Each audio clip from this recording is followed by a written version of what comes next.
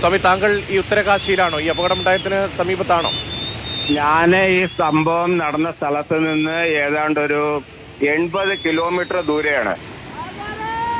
ഞാനിപ്പോൾ ഉള്ളത് ഉത്തരകാശിയിലാണ്. ഈ പ്രദേശത്തിന്റെ ഒരു പ്രത്യേകത എങ്ങനെയാണ്? അതായത് അവിടെ വളരെ ഇടുങ്ങിയ വാലിയാണ്.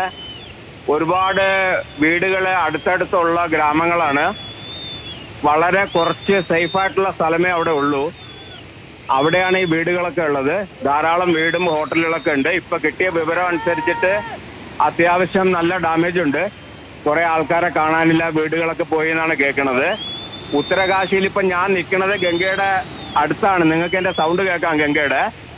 ഇവിടെയും ഗംഗയിൽ വെള്ളം ഇങ്ങനെ കൂടി വരണുണ്ട്. ഞങ്ങളുടെ ആശ്രമത്തിൽ നിന്ന്, ശിവാനന്ദ ആശ്രമം ഉത്തരകാശിയിൽ നിന്ന്, ഞങ്ങളുടെ ഗസ്റ്റുകളെല്ലാം ഞങ്ങൾ ഇവിടെ നിന്ന് മാറ്റിക്കൊണ്ടിരിക്കുക. ഇപ്പോൾ നമുക്ക് ഇവിടെ വാണിംഗ് മതിലുണ്ട് ഗംഗയുടെ തീരത്തുനിന്ന് മാറാനായിട്ട്. ഈ ഗംഗാനദി ഈ അപകടമുണ്ടായ സ്ഥലത്ത് നിന്നാണോ താങ്കളുടെ ഉത്തരകാശിയിലൂടെ ഒഴുകിയെത്തുന്നത്? അതെ അതെ അതെ അതെ.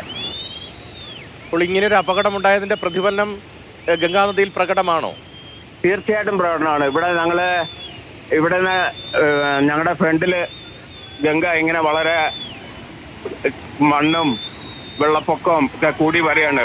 ഗംഗയുടെ ലെവലൊക്കെ മാറി വരികയാണ്. ഇതിന് സമീപത്ത് നിരവധി ആശ്രമങ്ങൾ ഉൾപ്പെടെ, ഹോം സ്റ്റേകൾ ഉൾപ്പെടെ ഈ ഗംഗാനദിയുടെ സമീപത്തല്ലേ? അവിടെയും അപകട സാധ്യത ഉള്ള സാഹചര്യത്തിൽ ഇപ്പോൾ ജാഗ്രതാ നിർദ്ദേശം നൽകിയിരിക്കുകയാണോ? ജാഗ്രതാ നിർദ്ദേശം ഞങ്ങൾ കിട്ടിയിട്ടുണ്ട്. ഞങ്ങളുടെ ഗസ്റ്റുകളെയും ആൾക്കാരെല്ലാം ഞങ്ങൾ ഇവിടെ നിന്ന് മാറിക്കൊണ്ടിരിക്കുക, ഇപ്പൊ ഷിഫ്റ്റ് ചെയ്തുകൊണ്ടിരിക്കുക സേഫായിട്ടുള്ള സ്ഥലത്തോട്ട്. ഇപ്പോൾ ഈ കാണുന്ന ദൃശ്യങ്ങൾ, ഈ അപകടമുണ്ടായ സ്ഥലത്ത് നിന്ന് വരുന്ന ദൃശ്യങ്ങൾ, തരാലി ഗ്രാമത്തിൽ നിന്നുള്ള ദൃശ്യങ്ങൾ, ആ ദൃശ്യങ്ങൾ കാണുമ്പോൾ അത് ഭയാനകമാണ്. അങ്ങും അത് കണ്ടിട്ടുണ്ടാകും. നിരവധി വലിയ കെട്ടിടങ്ങൾ, തീർച്ചയായിട്ടും ഭയാനകമാണ്. നിരവധി വലിയ കെട്ടിടങ്ങൾ, അവയിൽ പലതും വീടുകളാണ്, പലതും ഹോം സ്റ്റേ ആയി. അവിടെ ഹോം സ്റ്റേകളാണല്ലോ കൂടുതൽ. അപ്പോൾ ഹോം സ്റ്റേ ആയി പ്രവർത്തിക്കുന്ന സ്ഥലങ്ങളാണ്. ഒരു ആ ഗ്രാമമാണെങ്കിലും ഒരു നഗര സ്വഭാവമുള്ള ഗ്രാമമാണെന്ന് തോന്നുന്നു. അതിന്റെ പ്രധാനപ്പെട്ട ഭാഗമാകെ ഒലിച്ചു പോവുകയാണ്. അങ്ങ് ഈ ഗ്രാമത്തിൽ പോയിട്ടുള്ളതല്ലേ? അവിടെ എത്രത്തോളം ആളുകൾ ഉണ്ടാകാനുള്ള സാധ്യതയാണ്? അവിടെ നൂറുകണക്കിന് കുടുംബങ്ങളുണ്ട്. ഞാനവിടെ താമസിച്ചിട്ടുണ്ട്, ആ ഗ്രാമത്തിൽ താമസിച്ചിട്ടുണ്ട്. ഇപ്പൊ കഴിഞ്ഞ മാസം 2 പ്രാവശ്യം ഞാൻ അതുവഴി പോയിരുന്നു, ഗംഗോത്രിയില്.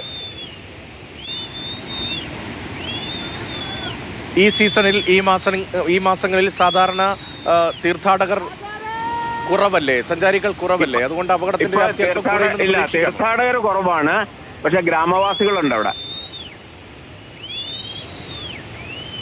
ഈ രക്ഷാപ്രവർത്തനം സാധാരണ നിലയിൽ എങ്ങനെയാണ്? സമാനമായ ദുരന്തങ്ങൾ നേരത്തെയും ഉത്തരാഖണ്ഡിലും ഉത്തരകാശി മേഖലയിലും ഒക്കെ ഉണ്ടായിരുന്നില്ല. അപകടകരമായ സ്ഥലമാണ്, പലയിടത്തും താമസിക്കാൻ പോലും കഴിയാത്ത അവസ്ഥയാണ്. താങ്കൾ തന്നെ പറഞ്ഞല്ലോ, ഇടുങ്ങിയൊരു വാലിയാണ് ഇപ്പോൾ ഈ തരാലിയിൽ അപകടം പറ്റിയ സ്ഥലം. അതെ. അവിടെ ഒരു 2-3 കിലോമീറ്ററിന് അടുത്ത് തന്നെ ആർമി ക്യാമ്പുണ്ട്, ആർമി ബേസ് ഹർസിൽ. ആർമി ആൾക്കാരൊക്കെ അങ്ങോട്ട് പോയിട്ടുണ്ട്.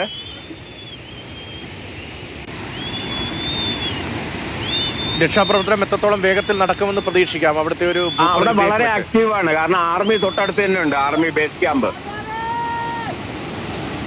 ആ വിവരം ആശ്വാസകരമാണ്. അല്പം മുമ്പ് ആർമിയുടേതായി വന്നൊരു പ്രതികരണത്തിലും 15-20 പേരെങ്കിലും കുറഞ്ഞത് രക്ഷിച്ചു എന്നൊരു ആർമിയുടെ ഭാഗത്തു നിന്ന് വന്നിട്ടുണ്ട്.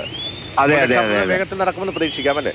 തീർച്ചയായിട്ടും നമ്മുടെ എല്ലാവരുടെയും പ്രാർത്ഥനയുണ്ട്, എല്ലാവരും സേഫായിട്ട് വരട്ടെ. അപ്പൊ ഞാനിവിടെ തിരക്കിലാണ്, ഞങ്ങളുടെ ആൾക്കാരെയൊക്കെ ഇവിടെ പാക്ക് ചെയ്തുകൊണ്ടിരിക്കുകയാണ്. ശരി, വളരെയധികം നന്ദി ഈ തിരക്കിനിടയിലും അവിടുത്തെ സാഹചര്യം ഒന്ന് വിശദീകരിച്ചതിന്.